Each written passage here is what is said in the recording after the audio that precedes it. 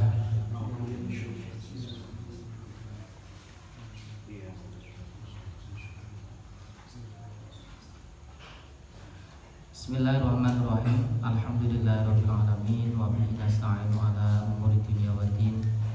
Wassalatu wassalamu ala asyrofil anbiya wa imamil mursalin wa ala alihi wa sahbihi ajma'in. Aqulu rabbi shrah li sadri wa yassir li amri wa hlul 'uqdatam min lisani yafqahu qawli. A'udzu billahi wa bil islami dinan wa bi Muhammadin nabiyyan wa rasulan. Rabbi zidna ilman nafi'an wa rzuqna fahman wasi'a amin ya rabbal alamin. Bismillahirrahmanirrahim. Qala al-mu'allif rahimahullah wa nafa'ana bihi wa bi ulumihi fi kulli darin amin.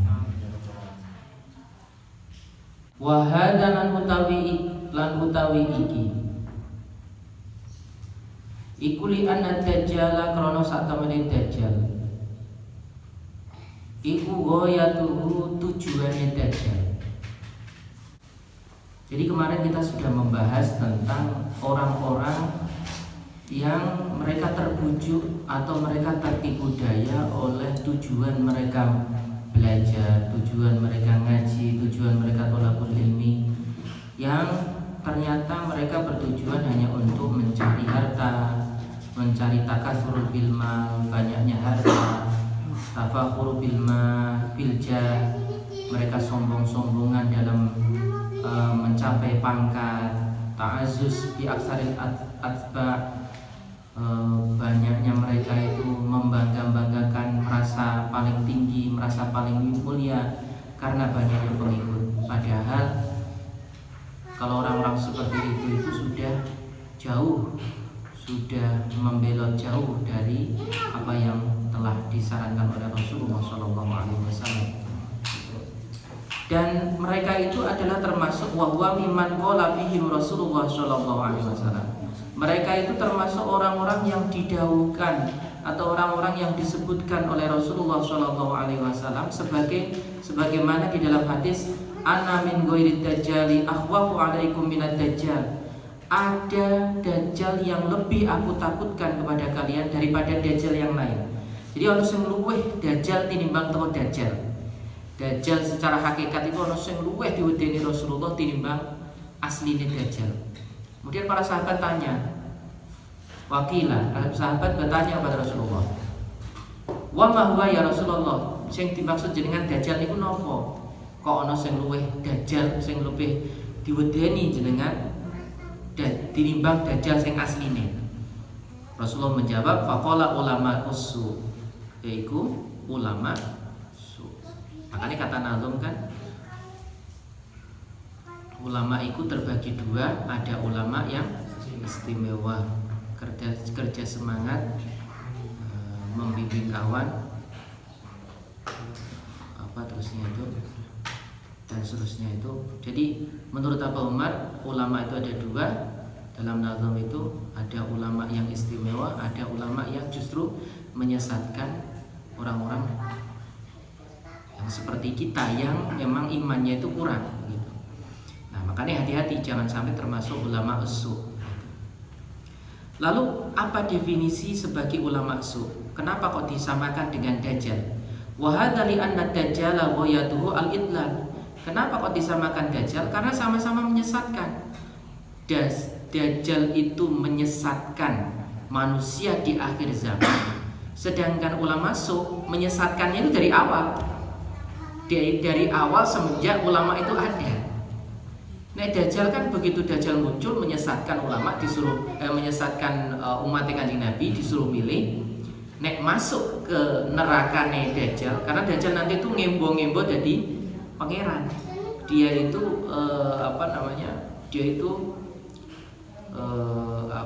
mengaku sebagai seorang Tuhan yang bisa menghidupkan orang mati, menyembuhkan orang sakit dan seterusnya.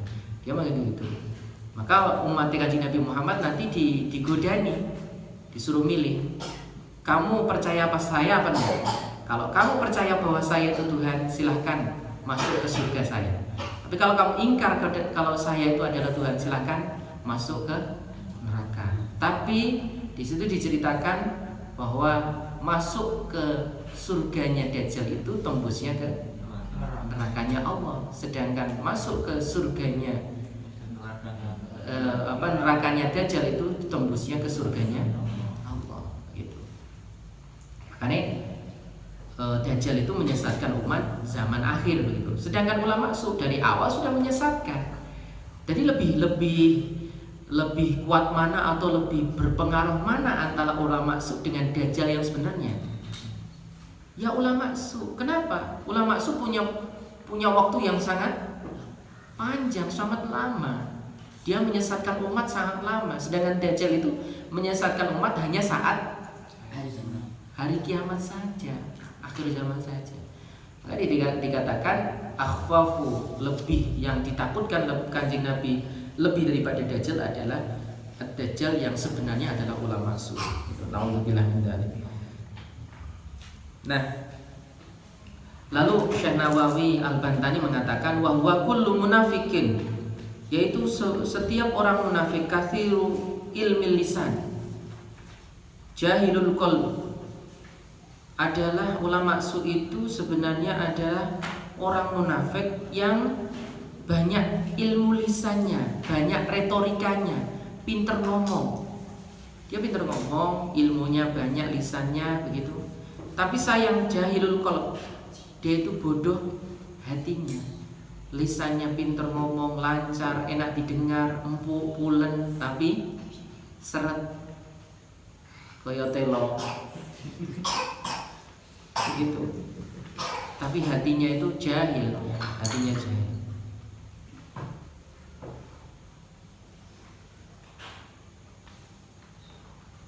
Ada satu riwayat yang lain disebutkan qala Rasulullah sallallahu alaihi wasallam inna akhwafa ma akhafu ala ummati kullu munafikin alimil lisan. Yang paling aku takutkan dari umatku adalah setiap orang munafik yang lisannya itu alim. Jadi alimul lisan itu lisannya itu paling pandai, ngomongnya paling pintar. Itu yang paling ditakutkan oleh Kanjeng Nabi di setiap umat. Jadi artinya begini.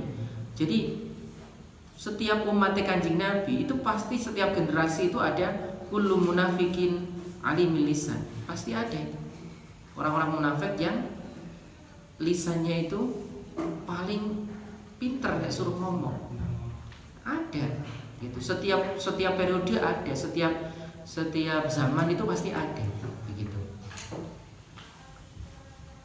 Ada lagi riwayat yang menyatakan inna akhwafa ma akhafu ala ummati al-immatul mudillun, yaitu umat imam-imam, para pemimpin-pemimpin, para imam, para pemuka agama yang mudillun, yang menyesatkan. Jadi ada ulama yang memang lurus, istimewa, ada ulama yang justru menyesatkan.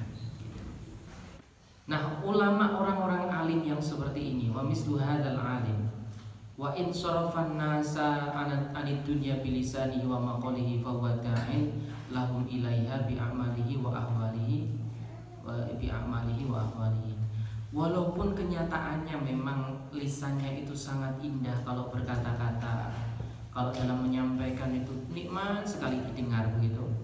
Tapi ketika dilihat oleh orang lain, wa in sarafan nas, dia berusaha untuk dia berusaha untuk mengajak supaya manusia itu bisa menjauhi dunia. Sarafan nas 'anid dunya, berusaha menjauhkan dengan kata-kata untuk murid-muridnya itu berusaha diajak untuk menjauhi dunia dengan kata-katanya. Tapi buktinya bahwa da'in lahum ilahiyya bi'amali. Tapi buktinya setiap pekerjaan dia, setiap tingkah dia, setiap yang dia lakukan justru mengajak kepada dunia itu sendiri. Justru seperti itu. Makanya ini santri itu biasanya itu melihat dari tingkah kiainya, bukan lisan kiainya. Santri itu biasanya lebih memilih akmalihi wa ahwalihi, perbuatan kiainya, tingkahnya kiainya, akhlaknya kiainya, daripada lisannya kiainya. Makanya kita bisa lihat sampai neluru guru, ya, ojo sing iso ngomong tok, tapi dilihat juga tingkah lakunya, begitu. Tapi juga menjadi sebuah kontroversi ketika seorang ulama itu kemudian dicap sebagai orang yang cinta duniawi seperti itu. Memang menjadi dilema begitu. Wong kiai kan berhak punya mobil, ya berhak punya mobil. Kiai berhak punya HP iPhone kan, berhak kan? Masa ndak berhak? Jadi kiainya duwe iPhone dikira cinta duniawi. Akhirnya santri ini melu duwe iPhone. Cinta duniawi, katanya begitu. Ya tidak masalah. Asal begini loh, maksudnya begini. Jadi ada tujuan, bukan untuk bermegah-megahan tadi, ya, bukan untuk membangga-banggakan bahwa ini loh saya orang kaya. Tujuannya begitu. Seperti guru kita di Qiraati, Ustaz Bunyamin Dahlan. Beliau selalu mengatakan begini, aku sekedar sugih. Beliau mengatakan begitu. Mengatakan sekedar sugih itu bukan berarti beliau membanggakan kekayaannya, tidak. Tapi beliau ingin mengatakan kepada kita semua bahwa guru ngaji itu tidak boleh larang. Kenapa? Al-Qur'anu ghaniyun la faqra ma'a. Quran itu sugih, ora bakal merangkak wong sing berinteraksi dengan Al-Quran. Berinteraksi itu dengan Al-Quran itu bagaimana? Yang deres, yang ngajar, yang ngaji gitu. Walaupun sekedar ngaji, walaupun ngaji ini seminggu sekali, ngono ae pas corona libur gitu. Nah, apa-apa itu namanya berinteraksi dengan Al-Quran. Dan kalau kita niatnya itu berinteraksi dengan Al-Quran, yang paling mudah adalah kita ngaji, kan? Khairukum man ta'allama al-Qur'an, kita ngaji. Yang terbaik adalah di antara kita yang ngaji Al-Qur'an wa 'allamah, dan mengajarkan Al-Qur'an. Itu yang terbaik. Setidaknya itu gitu. Itu interaksi dengan Al-Qur'an, dan orang yang berinteraksi dengan Al-Qur'an insyaallah dia akan kaya. Itu makna yang sederhana. Kalau makna yang lebih dalam, lebih luas lagi, berinteraksi dengan Al-Qur'an, ya kita menerapkan akhlak Al-Qur'an. Seperti Siti Aisyah ketika ditanya oleh Rasulullah, bagaimana akhlaknya Kanjeng Nabi? Siti Aisyah menjawab, khuluquhul Quran. Akhlaknya Rasulullah itu adalah Al-Quran. Jadi setiap apa yang ditulis dalam Al-Quran, yang itu memang akhlak yang baik, Rasulullah sudah menerapkannya. Gitu. Nah, sayangnya begitu. Nah, saya ingin kembali bahwa Ustaz Bunyamin mengatakan demikian itu adalah sebagai motivasi kita bahwa umat Kanjeng Nabi yang berinteraksi dengan Al-Quran itu pasti akan kaya, begitu, karena memang niatnya begitu. Nah, niatnya memang kita itu niat untuk mendharma baktikan atau berinteraksi dengan Al-Quran, dan Allah membalasnya dengan kebutuhan kita, begitu. Nah, bagi orang yang seperti yang disebutkan sebelumnya, bagi orang yang justru takatsur bil mal, tafakhur bil jah, ta'azzuz bi kasratil atba, orang-orang yang lebih ulama yang seolah-olah sombong dengan kekayaannya, kemudian mengatakan membangga-banggakan pangkatnya, Kiai Haji Profesor Dr. Andes PhD, atau yang PhD itu apa? Pizza Hut itu, Pizza Hut delivery kan, Sampos macam-macam lah, terserah itu. Pokoknya pangkat yang membangga-banggakan pangkat, kemudian mengagung-agungkan banyaknya karena banyaknya pengikut yang seperti itu, justru dia terjebak dengan tingkah lakunya sendiri yang murid-muridnya akan melihatnya sebagai ingin melaksanakan hal yang demikian. Gitu. Jadi muridnya itu pengen melakukan kaya guru nih, kaya kiai nih, akhirnya begitu. Alah, kiai gua seneng nek disebut kiai haji kok begitu.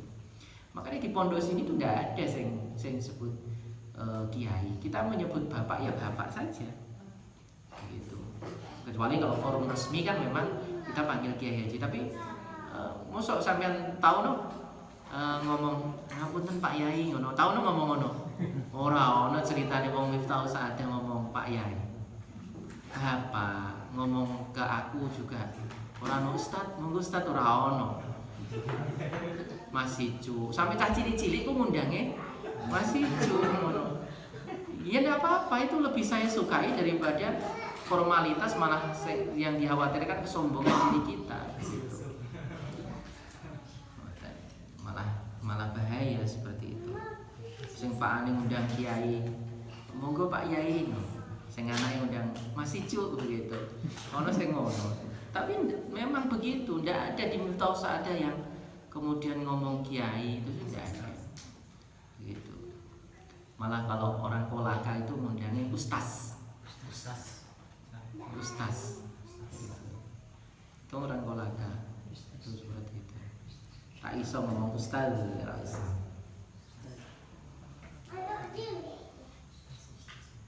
Nah, kenapa demikian? Walisanul hal afsahu milisanil maqal. Lisanul hal, lisan hal kita itu lebih fasih daripada lisanul maqal.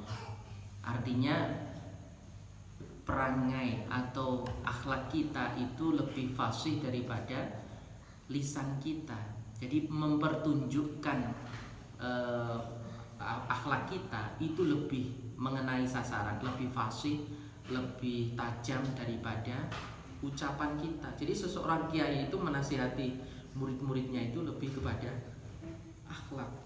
Bapak kan sering cerita di Munjul itu jarang Yai Khozin itu ngaji, jarang sekali ngaji. Ngaji itu memang hanya orang sedikit, kemudian ngaji pun sebutuhnya. Tapi apa, Yai Khozin itu menunjukkan tingkah lakunya, ahwalnya, lebih menunjukkan halnya, begitu, lebih menunjukkan akmalnya daripada makolnya, daripada akwalnya, itu begitu. Yai Khozin irit, orang yang irit bicara, tidak banyak bicara, tapi tingkah lakunya itu lebih digugu, begitu. Orang-orang zaman dulu tuh kiai itu luar biasa. Kan diceritakan Yai Khozin itu pernah suatu saat, Yai Khozin itu kan setiap malam itu keliling santrinya, keliling begitu memeriksa kebun. Itu Yai Khozin. Nek kiai saya kan ora ditinggal turu, wah santrine mbok ucul nanti kan ora ngerti gitu. Yai Khozin ndak keliling, tengah malam keliling, ngerti begitu. Yai Khozin begitu dulu. Sampai suatu ketika bapak pernah cerita, suatu ketika itu Yai Khozin itu keliling malam-malam, terus manggil kalau tidak salah Kiai Nur tuh. Nah, karena Kiai Nur itu dulu tidurnya juga sama-sama santri begitu. Nur gitu, manggil Kiai Nur. Kiai Nur mungkin tidurnya terlalu pulas jadi tidak mendengar. Tapi bapak kemudian bangun mendengar, wonten apa Yai? Gitu, bapak begitu. Siapa? Halimita. Nggih Yai. Ayo melu isun, ikut saya. Ikut saya itu diajak ke kebun kelapa, Gunung Burung ngono lho, daerah apa jenenge? Nggon makome apa? Sapa jenenge? Makome Kidruk sing sedurunge Gunung Wurung ngono lho. Ya, sebelum Gunung Wurung itu ada Kidruk. Nah, daerah situ kan ada kelapa-kelapa banyak kan? Nah, di situ bapak itu diajak, ayo Nono. Sana itu ente nunggu neng kene bae ya. Kamu ditunggu di sini saja. Engkau lamun anak kelapa tiba cukuti. Gitu. Kalau nanti ada kelapa jatuh, ambil semua. Gitu. Itu benar. Kelapa jatuh 1, 2, 3 diambil sama bapak. Gitu. Yang terakhir katanya yang jatuh itu orangnya. Ternyata ada maling di atas, ngambil kelapa, maling kelapa begitu, diambil. Tapi ya dijarno pergi begitu saja, nggak kemudian dikejar begitu. Itulah akhlaknya Yai Khozin begitu. Ya nggak kemudian maling enggak, biarkan saja. Tapi kelapanya diambil, terus dibuat masak begitu. Itu cerita bapaknya seperti itu.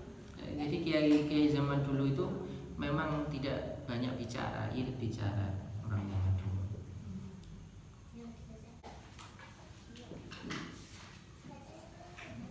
Wa tiba'un nasi ilal musa'adati fil a'mal umilu minha ilal mutaba'ati fil aqwal.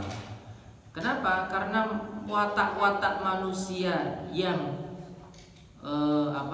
yang bisa menolong sampai kepada amal itu lebih condong daripada mengikuti apa yang ada pada ucapan. Artinya orang itu lebih suka melihat watak manusia dengan cara menolong dengan perbuatan daripada condong kepada manusia yang menolongnya itu mengikuti dengan ucapan. Jadi awake dhewe kan terkadang melihat bantuan orang itu bukan ucapannya, tapi tingkah lakunya. Seperti kalau yang paling berkesan itu kan bukan ucapan, kecuali tidak tahu nih, kecuali naik wanita yang paling berkesan itu kadang ucapannya yang manis begitu. Nah kita kan seharusnya manusia itu kan yang paling berkesan itu kan pertolongan seperti tingkah, seperti pertolongan yang memang pekerjaan. Orang dibantu dengan sesuatu aksi nyata daripada ucapan itu lebih berkesan aksi nyata, bukan ucapan gitu. Ucapan kan omong-omong tok, omong-omong tok. Sedangkan kalau aksi nyata itu kan sebenarnya berkesan, gembor bantuan tapi kalau aksi nyatanya tidak ada kan sama saja. Seperti politikus yang kemudian dia ngomong ini no Twitter, no Facebook, tanpa aksi nyata itu tidak akan berkesan. Tapi kalau aksi nyata, misalnya Pak Jokowi yang blusukan masuk ke got, kemudian masuk blusukan ke kampung, sampai ke praktek sendiri, itu lebih berkesan bagi masyarakat daripada retorika orang-orang politikus yang akeh ngomongnya, yang menggebu-gebu tapi nol aksi nyatanya. Gitu. Makanya Pak Jokowi lebih populer daripada orang-orang yang retorikanya tinggi, yang ahli bahasanya atau yang kata-katanya itu lebih tinggi begitu. Makanya yang dibutuhkan rakyat saat ini itu adalah aksi nyata gitu. Ya sampean itu ingin mendapatkan perhatian dari calon istri atau pasangan itu ya aksi nyata saja. Benar-benar dinyatakan dengan aksi nyata, ojo ucapan tok begitu. Padha karo ngono. Mengungkapkan kasih sayang itu dengan aksi nyata, bukan dengan kata-kata. Soalnya kata-kata itu HP-ne kena virus hilang wis lali kabeh. Tapi aksi nyata itu sesuatu yang paling berkesan gitu. Begitu juga dengan ulama. Ulama itu akan dilihat dengan aksi nyatanya, bukan retorika ucapannya begitu. Nah, begitu juga sebaliknya, amal itu akan lebih merusak daripada ucapan-ucapan yang justru ucapan tersebut tidak akan mampu untuk merusak amal. Dari ucapan itu enggak. Nah, ilustrasinya begini. Bagi orang-orang santri yang tidak tahu apa-apa atau orang-orang bodoh seperti kita, ketika dia itu suka dengan cinta dengan dunia, itu diawali dari keberanian dia untuk mencintai dunia. Artinya ingat, kita itu sebenarnya cinta dunia. Wes anggap aja awake dhewe iku butuh dunia. Mau tidak mau diakui seperti itu, gitu. Itu yang pertama. Kemudian guru kita, ulama kita atau kiai kita nyuruh untuk tidak begitu tergantung pada duniawi. Itu kiai kita menyuruhnya begitu. Lalu kemudian kalau ternyata kiai kita itu mempunyai bukti lain atau punya tingkah lain yang justru kiai kita itu lebih cinta dunia daripada kita, lah kita sebagai santri kan kemudian ikut-ikutan, melu. Jadi keberanian kita mencintai dunia yang ditahan oleh kiai kita itu akan muncul dengan keberanian kiai yang mencintai dunia. Gara-gara keberanian mencintai dunianya kiai itu menjadikan kita berani untuk mencintai duniawi. Akhirnya begitu. Gitu. Jadi kiai itu akan sangat memberi dampak baik positif maupun negatif bagi santrinya. Nah yang demikian kita akan berani, tambah berani ketika kiai kita melihat kiai omongannya elek, kiai kemudian ngerasani wong, kiai menunjukkan begini. Kalau misalnya seperti itu, santrinya apalagi, maka akan berani mengatakan demikian. Nek gurune omongannya elek, ya santrinya omongannya baru elek. Nek gurune iku tingkahnya elek, santrinya lebih elek lagi kan begitu. Karena ada hubungan personal di sini, ada hubungan, ada pengaruh personal. Goro-goro itu.